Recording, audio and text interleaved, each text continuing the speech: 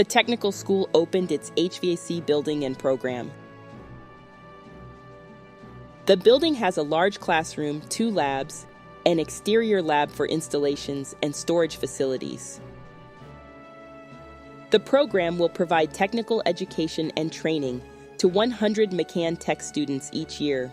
It's been a real honor to be here to highlight the efforts to support schools and institutions to upgrade technology and instructional lab spaces, expand career programs for young people and adults alike, and increase capacity in workforce training programs across Massachusetts.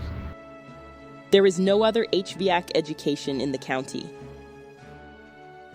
HVAC professionals have been highlighted as a critical workforce need in the Berkshire County Workforce Blueprint. We as industry professionals are extremely excited for all currently enrolled as well as future enrolling students of this new program, as there is limitless opportunity that awaits them throughout Berkshire County as well as beyond. Upon graduating from this program, the knowledge and skill set that they will possess will provide them with opportunities not only within our local community, but throughout the world over.